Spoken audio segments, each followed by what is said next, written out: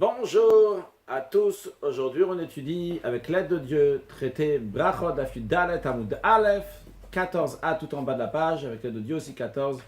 On a Mordechai avec nous. Je souhaite bonjour à tout le monde aussi.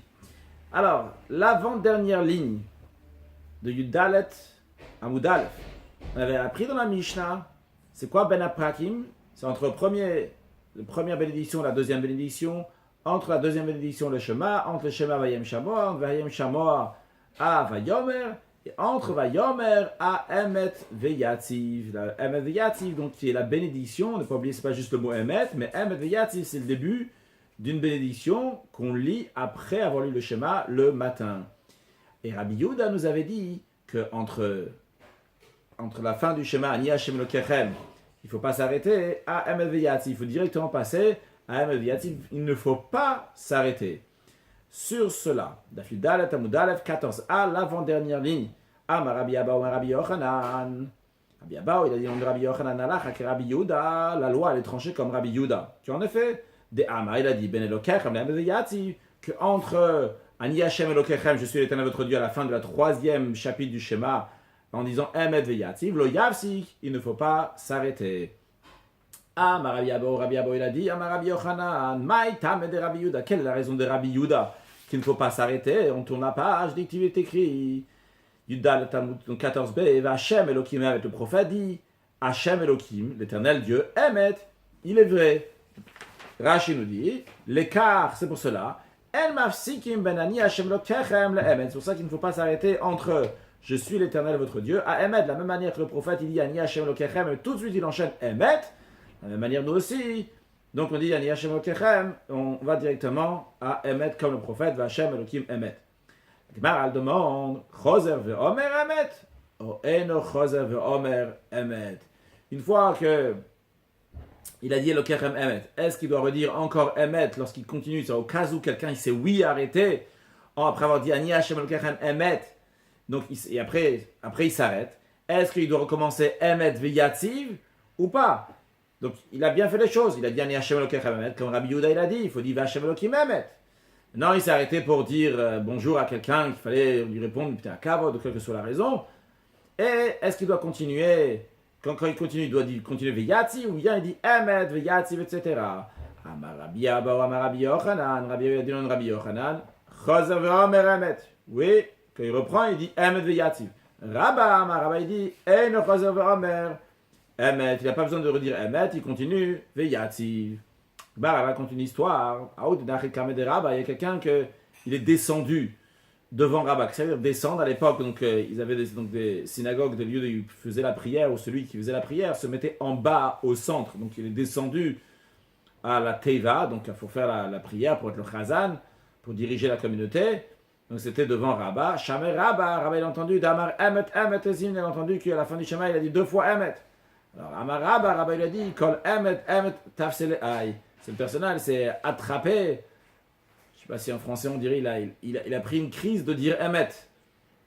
Rashi nous dit, donc, Kol Emet, Emet, Tafsele Aïe. Tous les Emet, il les a attrapés. Riyata Shel Emet.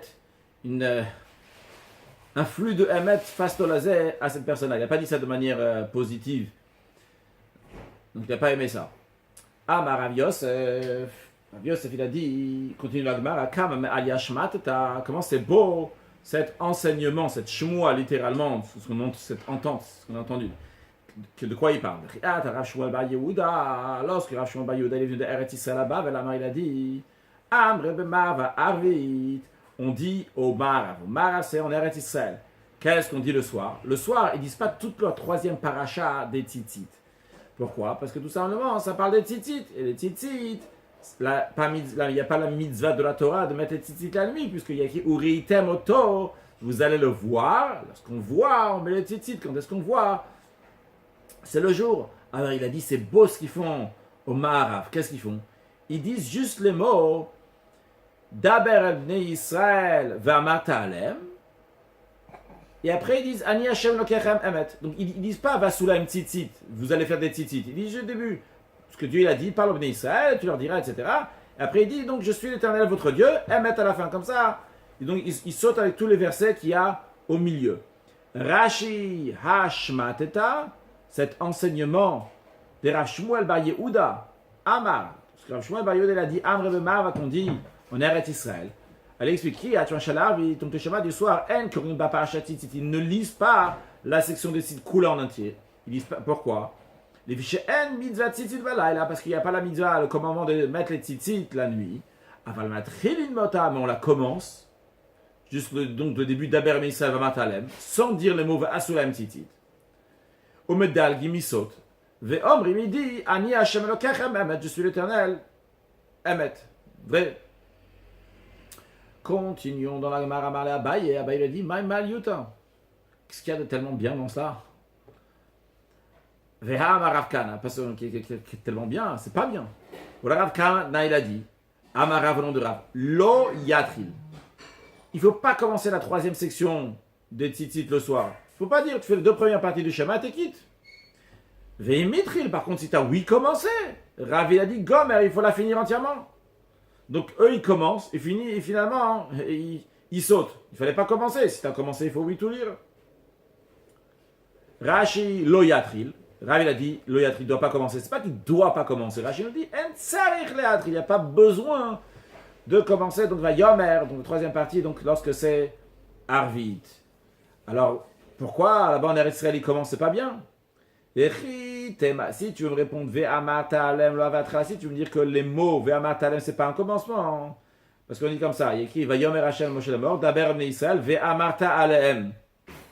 Donc on peut dire, bon, d'arriver jusqu'à ces mots-là, dis au Bnei Israël et tu leur diras, c'est pas appelé le commencement de la troisième section. Donc on a le droit de sauter, parce que tu n'as pas commencé vraiment.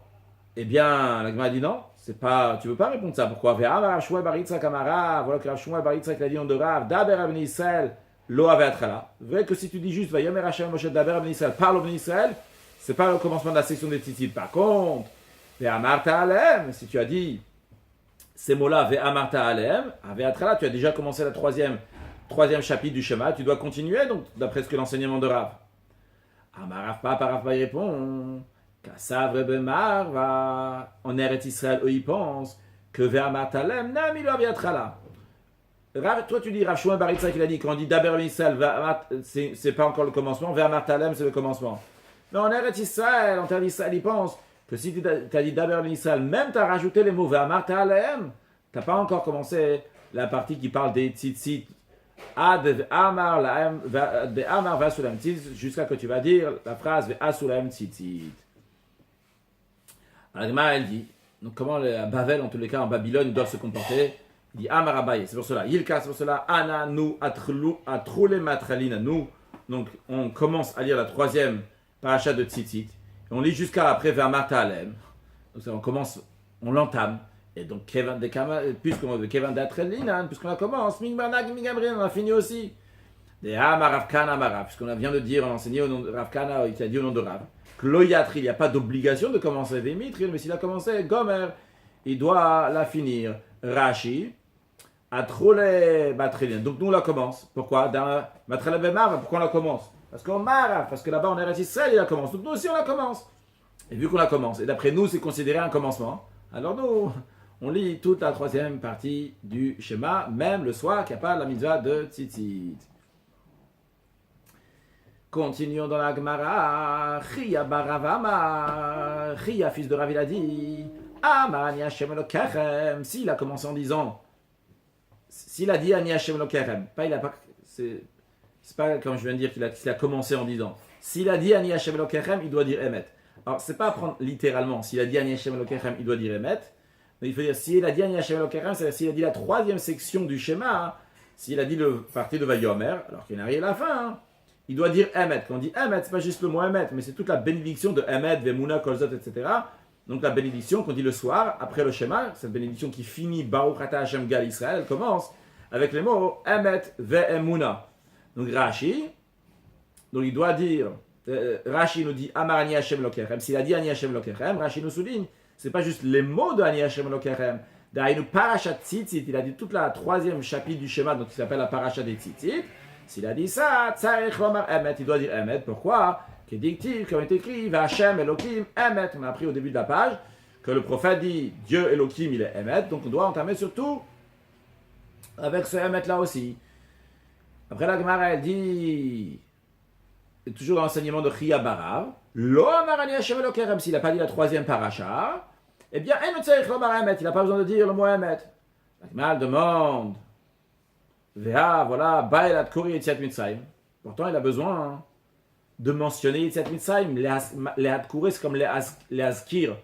Le Dalet en araméen, il se change en Zayin en hébreu. Donc, les Azkouré, comme il y a écrit, donc il doit mentionner la sortie d'Égypte. Rashi, va Baelat Kori Yetziat Mitzrayim, doit mentionner la sortie d'Égypte.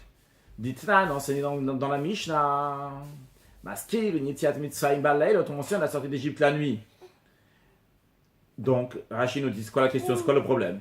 Veilo Amar, Emet Vemuna. S'il a ni dit la bénédiction qui est après le schéma, donc Emet Vemuna, dans lequel on parle de la sortie d'Égypte. Veilo Amar Parashat Tzitzit, il n'a pas dit la paracha de Tzitzit, la troisième chapitre du schéma dans lequel on parle de la sortie d'Égypte. Comment il a mentionné la sortie d'Égypte? Alors, le Gemara répond, de Amarachi, cette personne a dit comme ça. Il dit, Modi manachnu lecha Hashem Elokeinu. On te remercie, l'Éternel notre Dieu. Shetan meret Mitzrayim nous a fait sortir d'Égypte, nous a délivré de la maison des esclaves. Vasita lanu nisim gvura, tu nous a fait des miracles, des forces, des grandes choses. Halayam sur la mer, veshanu lecha, et on t'a chanté. Et il continue, comme Rachid nous dit, veshanu lecha, on t'a chanté, michamocha ba'elim Hashem, qui comme toi dans les dieux Hashem. Et il continue, vegomer, etc. Malchut ra'ovanecha, ton règne ont vu tes enfants, donc c'est la suite de la prière, donc de la bénédiction qu'on fait après le schéma. Rachid nous dit Ad Gal Israël, jusqu'à qui conclut la bénédiction de Gal Israël, et après il dit donc c'est la deuxième bénédiction qu'on fait après le schéma. Comme ça, donc il a mentionné la sortie d'Égypte. Continue la Gemara, 2 points, la Gemara reprend une phrase de la Mishnah, et après on va développer sur ce sujet. Rabbi Yeshua ben Kocha a dit là, ma parashat Shema, pourquoi la paracha de Shema elle devance la paracha de Vayayim Shamoa. Pourquoi il y a la première section du Shema après la deuxième?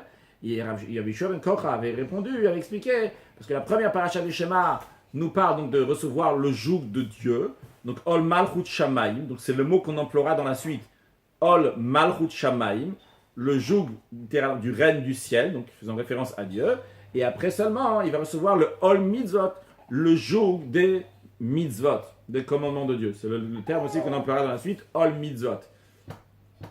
Donc, ça c'était l'explication de Rabbi Yeshua ben Kocha. La Gemara va nous donner maintenant l'explication de Rabbi Shimon ben Yochai. Tanya, on enseigne dans une braïta, Rabbi Shimon ben Yochai, Rabbi Shimon ben Yochai dit, Bedinu, c'est normal, c'est logique. Chez Yagdim, qu'il faut devancer, Shema, le Vayayim Shamoa, dire le Shema avant Yayim Shamoa, la première avant la deuxième section. Pourquoi? Chez Zé, l'ilmod, parce que le Shema, de quoi ça parle? Ça parle d'étudier. Où est-ce qu'on voit qu'il faut étudier? Rashi chez l'ilmod, il y a écrit, il veut dire batabam. Il y a écrit, tu vas parler dans les paroles de Torah.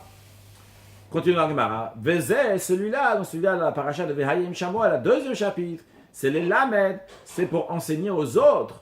Donc c'est pour enseigner aux autres. Rashi nous dit, Vezé le lamed, il y a écrit, Velimad tem otam et benechem, tu vas en enseigner à tes enfants.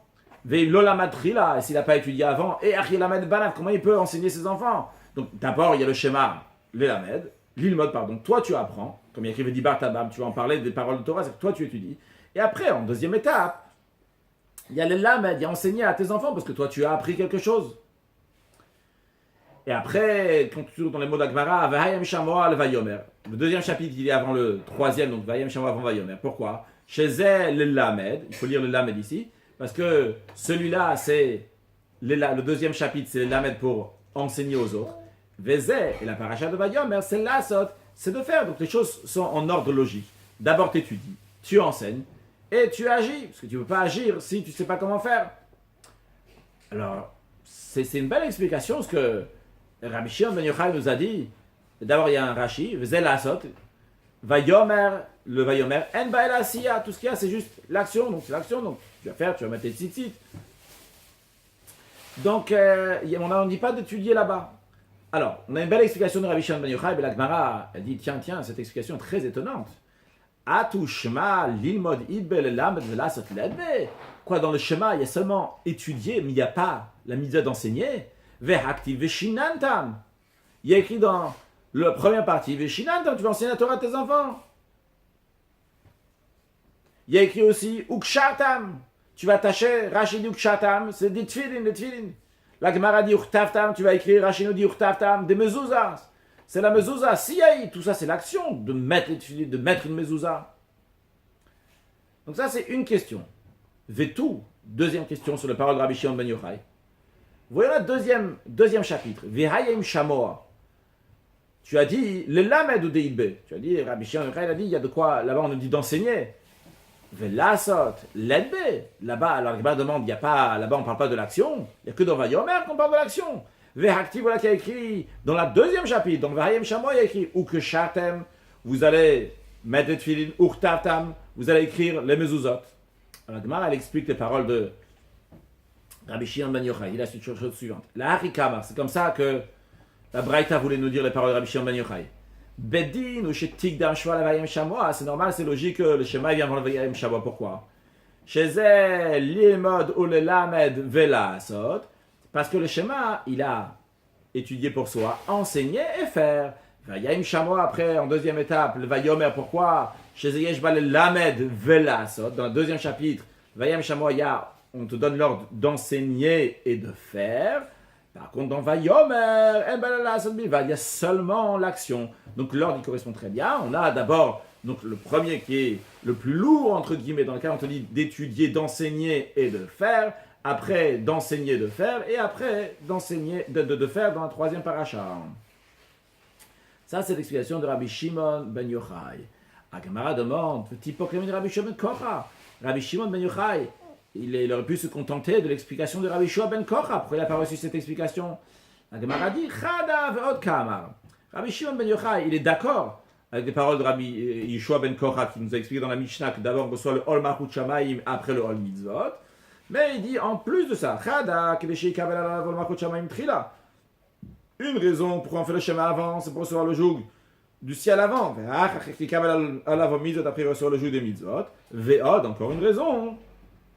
Pourquoi on demande ce schéma avant Vayem Shamoa? Mishum deiba hanem mila charaniata. Parce qu'il y a encore ces autres choses, les autres choses qu'on a mentionnées, donc d'étudier, d'enseigner et de faire. Continue la Gemara. La Gemara nous raconte une histoire qui s'est passée un jour avec Rav. Rav Masheyade. Un jour, Rav s'est levé le matin, comme tout le monde, et il s'est lavé les mains. Rashi Rav Masheyade. Rashi raconte, c'est pas machat. Une fois, Raoucha Saken, une fois ça arrive qu'il a fait comme ça, c'est pas toujours qu'il a fait comme ça. Une fois ça arrivé qu'ils l'ont vu. Peut-être qu'il a fait ça toujours, en tous les cas, l'histoire c'est qu'une fois on l'a vu. On verra dans la suite, c'est pas toujours évidemment. Donc il s'est lavé les mains. Veka Kriyachma, il a fait la lecture du schéma. Ve'anart filin, il a mis les tfilin. Ve'tsale, il a fait la prière. Alors attention, c'est important ici de se rappeler l'ordre des choses qu'il a fait. Ce qu'il faut se rappeler important, c'est qu'il a lu le schéma et après il a mis les tfilin. C'est de ça qu'on va discuter. Gmaral demande, comment il a pu faire une telle chose? La Tanya, voilà comment c'est dans une braïta. Quelqu'un qui creuse un cours, c'est un trou pour un mort dans un kever, dans une tombe. Alors juste pour expliquer, j'oublie comment dire en français, peut-être une enclave, mais je ne suis pas sûr. Alcove peut-être. Dans tous les cas, c'est à l'époque, ils avaient des salles, des grottes, dans lesquelles ils rentraient à l'intérieur et ils faisaient des trous dans les murs. Des trous comme on voit dans Rashi, qui faisaient environ de 2 mètres de long, ou 1,90 m, puisque c'est 4 amot, et en largeur, c'était 7 tfachim. Donc, ils creusent pour enterrer quelqu'un là-bas. Voyons le commentaire de Rashi.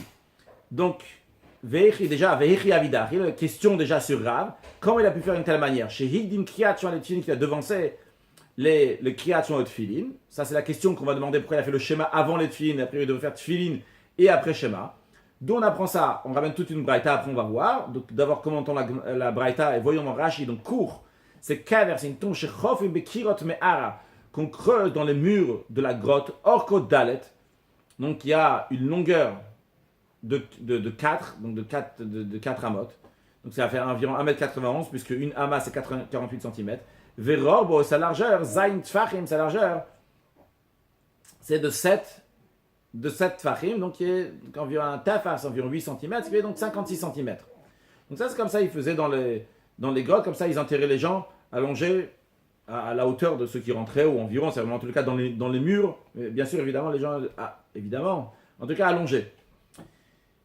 Donc qu'est-ce qu'on dit? Continue la Gemara. Mon sujet lui-même. Donc, quelqu'un est en train de creuser une tombe. C'est une mitzvah d'enterrer un mort. Comme il est en train de faire une mitzvah. Patur mikriyat shema. Il n'a pas besoin de lire le schéma. Rashi nous dit patur mikriyat shema. Pourquoi? D'ailleurs, c'est une mitzvah, patur mina mitzvah. Celui qui s'occupe d'une mitzvah, il est exempté de la mitzvah. Kedamrien me père Kama, comme on a déjà appris avant, littéralement père Kama dans le premier chapitre de la Gemara. On avait appris la dracha, l'enseignement qu'on dit, il y a écrit que tu lis le schéma lorsque tu es assis chez toi à la maison. Ça vient exclure celui qui est occupé à faire une mitzvah. Donc, on continue la Gemara. Donc, celui qui est en train de creuser, il n'a pas besoin de faire le Kriyat Shema. Donc, il est exempté des Kriyat Shema. Continue la Gemara au Minat Fila de la Tfila. Au Minat Filin, donc il n'a pas besoin de faire la prière non plus, il n'a pas besoin de mettre film non plus, ou mikol mitzvot amoureux de la Torah, et de tous les mitzvot qu'il y a dans la Torah, il n'a pas besoin de les faire. Maintenant, il dit Yazman Kriyat Shema, lorsque ça arrive au moment du schéma, il monte, il ressort de la grotte. Venotel yadav, il se lave les mains, ou manière tfilin, il met les tfilin, vekore Kriyat Shema, et il lit le schéma, ou mitpalel, et il fait la prière. On voit dans cette braïta que d'abord on nous dit, il met les tefilin, et après il lit le schéma. Alors avant même et c'est contradictoire à ce que Rav a fait, que d'abord il a lu le schéma, et après il a mis les tefilin. Alors avant même de revoir ce détail-là, avant même de revoir la question qu'il y a sur Rav, la Gemara déjà demande quelque chose, elle dit, il y a un truc que je ne comprends pas ici. Et c'est Haguf Akashia. Littéralement, ça même c'est une question, une contradiction.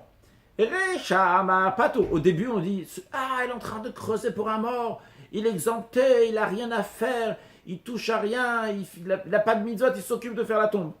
Veseifa, à la fin, qu'est-ce qu'on nous dit? Chayav. Tout d'un coup, il est chayav. Il doit faire.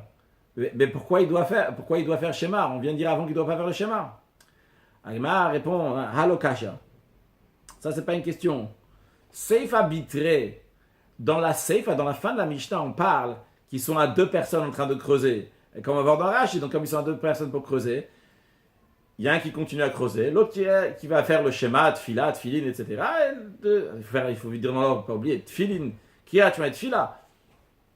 Et après, donc, l'autre, il reprend celui qui est en train de creuser, celui qui est en train de creuser, il ressort, et à son tour aussi, il va faire les choses. Ils sont à deux.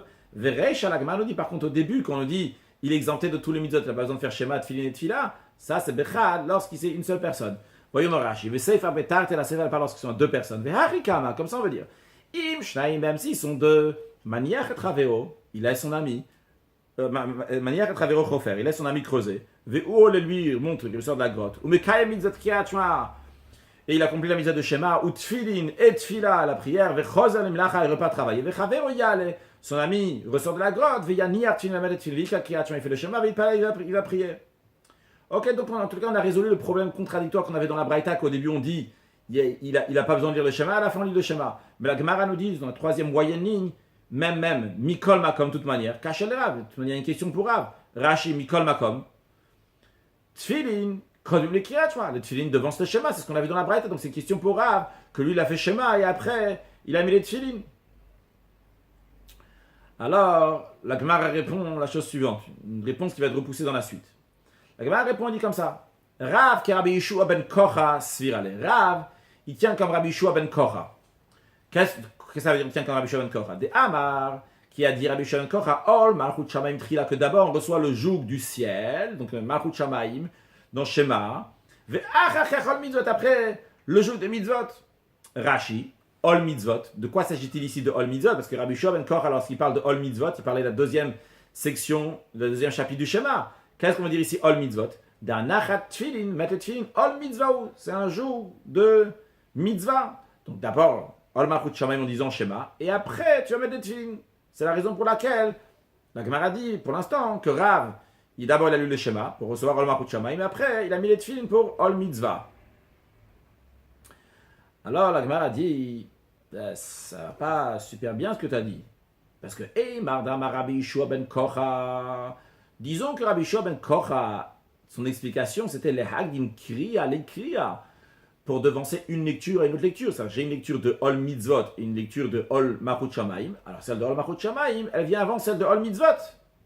Mais kriya la siya mishamatle.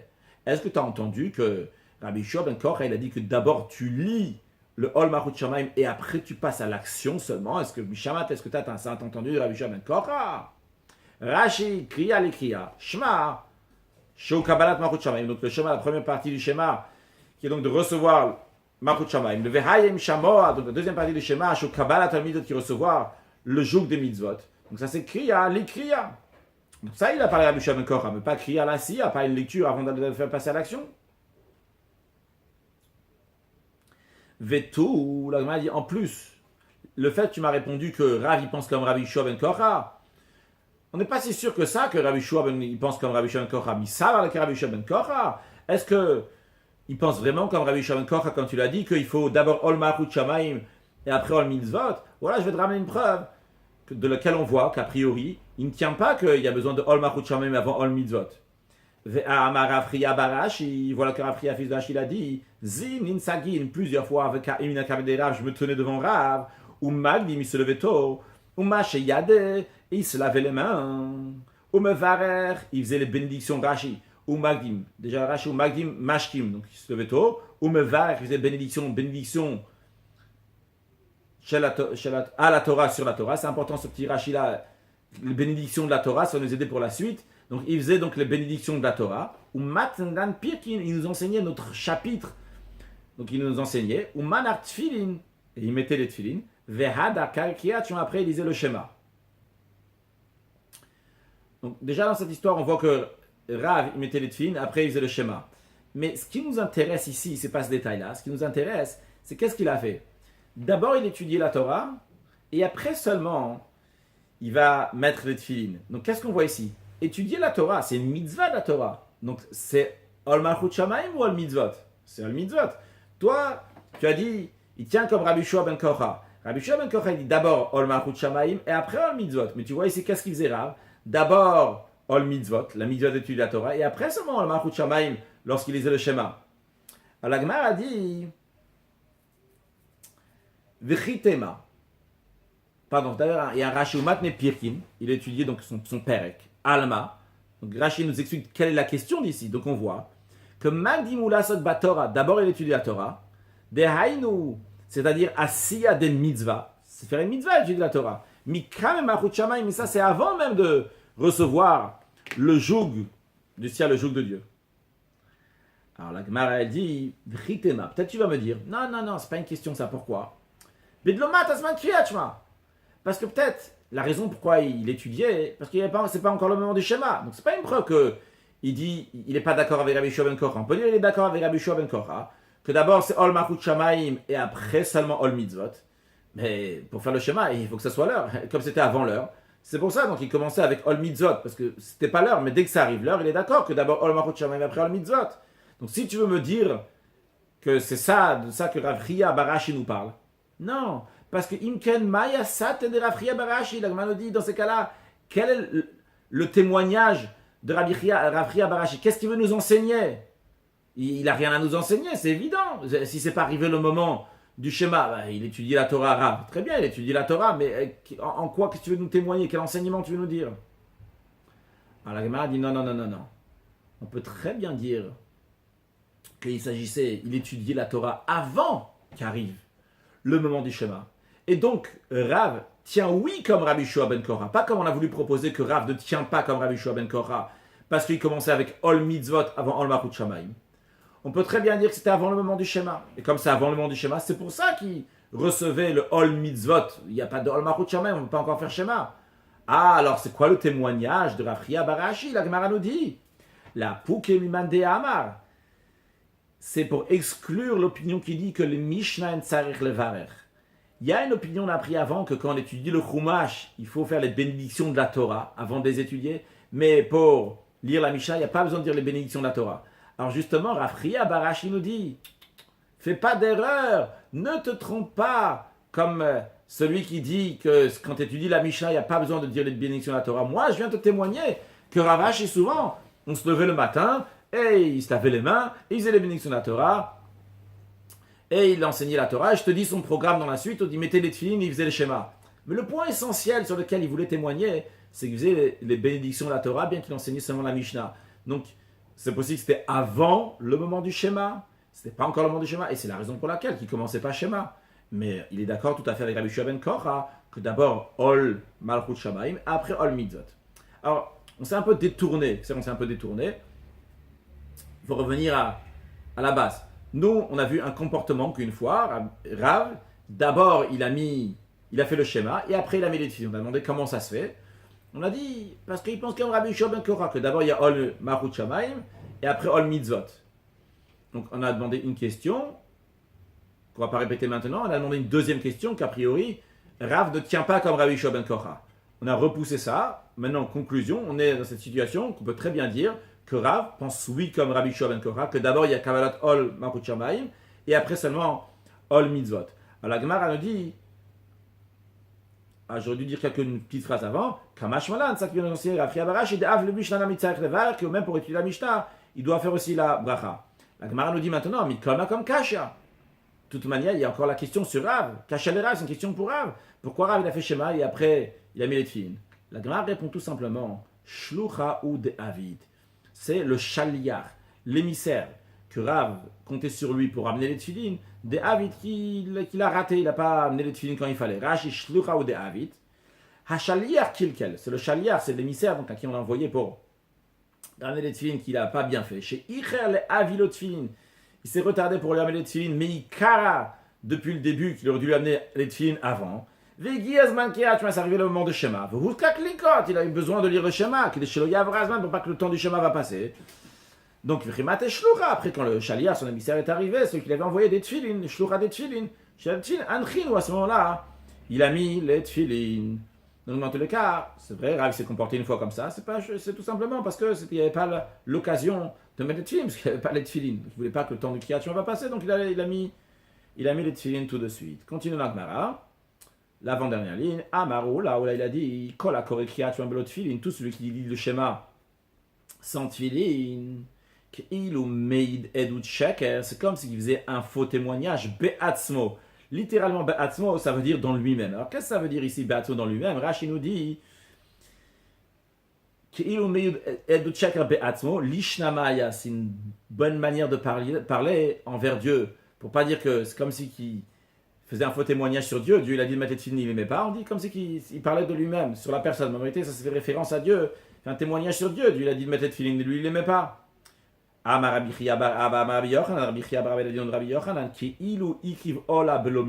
comme s'il avait offert un holocauste, un sacrifice, donc holocauste sans oblation. Une oblation, donc c'était la farine avec de l'huile. Donc quand il amène son hola, son sacrifice, donc l'holocauste, il doit amener en même temps un mincha, une oblation, comme s'il avait amené un sacrifice sans nesachim, sans la libation. Donc il y a un sacrifice, il y a une libation c'est du vin qu'on versait sur le misbeach. Rashi, qui comme s'il avait amené un sacrifice holocauste, un animal sacrifice holocauste sans mincha, sans oblation. Chez Chivoa Katuvla Akivima, que le Torah l'oblige à amener en même temps que le sacrifice de Ola une mincha. Chez Nem, elle est dit, Sirita Efa, donc le dixième de Efa, c'est une mesure, etc. Donc tu dois amener de la mincha avec de la farine et de l'huile qui est mélangée dans de l'huile. Afakor, Venome Kayen, de la même manière aussi, celui qui lit, il n'accomplit pas. Et ne gomeret ta mitzvah, il n'a pas fini la mitzvah. La mitzvah, elle est de faire. Lui aussi, il a amené son sacrifice, mais il n'a pas amené entièrement son sacrifice. De même, on a dit donc un zavar sans nesachim, un sacrifice sans nesachim, sans libation. Rach et nesachim, ou yain la mitna seragav amizbeach, c'est le vin qui est versé sur le misbeach. Achara ola, vers zavar, après donc l'holocauste, le sacrifice, qui est dit comme il écrit, v'niskehem chatziyain. Donc leur nesach, leur libation, c'est un demi-hin. Hin, c'est une mesure qui avait donc une mesure de liquide qu'il y avait dans le Beth Amikdash, Vegomer, etc. Vehuadin, Rashi dit, c'est la même chose de Matzil le Meimar. Il aurait pu dire Kiilu ikriv ola blom mincha ou nesachim, comme si il avait amené un holocauste sans oblation et libation. Pourquoi? De olana mituna nesachim. Rashi dit parce que de toute façon, le ola, le sacrifice holocauste, il a besoin aussi bien d'une oblation qu'une libation. Donc il aurait pu dire ça aussi. Elle a l'ishtanikra nakat. Il a pris le langage du verset. Oh la mincha zavachonesachim. Dans le verset, il y a écrit holocauste et oblation, offrande et libation. On va s'arrêter pour aujourd'hui avec une halakha et un sujet de chassidout.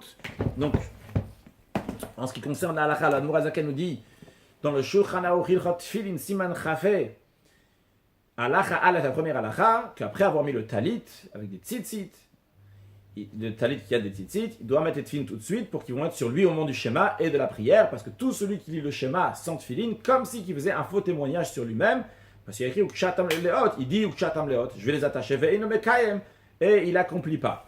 Bien, il y a coutume très souvent de faire le schéma, parce qu'on va rater le moment du schéma, on peut étudier la chassidoute et faire la prière des fois un peu plus tard que le moment du schéma, et pourtant on fait le schéma sans les tefilin.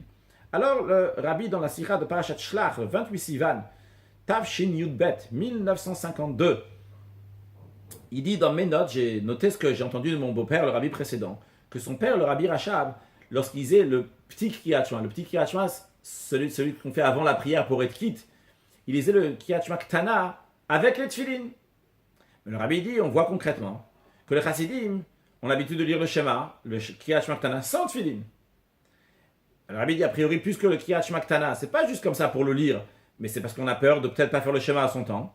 Donc on n'est pas en train de le faire maintenant juste pour comme ça on lit dans la Torah, on est en train de le faire ici pour s'acquitter de la mitzvah de tefilin.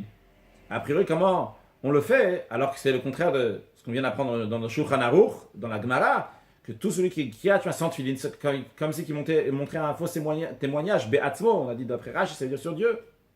Le rabbi dit qu'il y en a déjà plusieurs décisionnaires qui parlent de ça. Dans la note, il ramène le Bat Yitzhak, le Chaim Veshalom, mais encore d'autres. Et la conclusion, c'est que celui qui lit schéma sans tefilin, qui c'est considéré comme un faux témoignage, c'est quelqu'un qui ne va pas du tout mettre les tefilin. Mais quelqu'un qui ne met pas les tefilin juste au moment du schéma, il va les mettre après. C'est sûr que ce n'est pas considéré un faux témoignage. Le rabbi ramène ici une preuve qui va repousser après, mais comment on va s'arrêter juste avec cette preuve-là? Le rabbi dit des explications au nom du Chosé de Lublin, que puisque la Gemara dit que lire le schéma sans tefilin, c'est quand même un sacrifice sans libation. Alors, de la même manière qu'on voit que la libation, on peut amener après le sacrifice. Alors, tu peux faire le sacrifice maintenant. Et la libation, tu peux la faire même dans 10 jours. De la même manière aussi, tu peux faire le schéma et après mettre les tefilin. Le rabbi repousse cette explication-là, mais quand même, l'idée, on la donne, ça reste toujours dans la tête. Un sujet de chassidout, il y a écrit donc, celui qui fait le schéma sans tefilin, c'est comme si quelqu'un qui amène un sacrifice sans l'oblation, libation. Quel est le message qu'elle a ça? Quel rapport? Bon, Rachid a dit, parce qu'il a fait la misère, il n'a pas fini. On aurait pu prendre d'autres exemples. Donc, Chassidut, c'est expliqué extraordinaire. C'est quoi schéma? En 2 mots, schéma, c'est sortir de soi-même. Hashem Echad, il n'y a que Dieu, je fais mes sirut nefesh, je donne ma vie, je quitte mon corps, je me donne entièrement pour Dieu. Par contre, tefilin, c'est quoi? C'est quelque chose, on prend de la peau de vache, on prend quelque chose qui est matériel. Dans ça, on amène la douche, on amène la sainteté. Donc ici, on a 2 mouvements. On a le mouvement de sortir, c'est-à-dire du bas vers le haut, donc me décrocher le matériel, d'aller vers Dieu. Et d'un autre côté, d'amener la divinité ici-bas. Donc un aller et un retour. C'est le même message aussi que tu fais avec un sacrifice. Un sacrifice, un hola en plus, un holocauste, tu le brûles, il n'y a plus de gâchement, il n'y a plus de matériel, il n'y a plus de monde, il n'y a que Hachem ici. Il est devenu du divin, il était pour Hachem. Mais d'un autre côté, c'est quoi la libation? La libation, c'est pas comme le sacrifice holocauste qui est brûlé du feu qui monte du bas vers le haut. Au contraire, c'est verser du haut vers le bas. Et justement, ça c'est le message. Le message, ce qu'on doit faire dans la vie, c'est d'un côté avoir cette inspiration, ce qu'on appelle en hébreu le ratso, la volonté de s'inspirer, de monter dans le spirituel, et d'un autre côté aussi de revenir dans ce monde-là matériel, dans la vie de tous les jours, d'amener la Gdusha, de faire de ce monde-là une demeure à Dieu ici-bas, et par cela accueillir Mashiach très prochainement. Une excellente journée.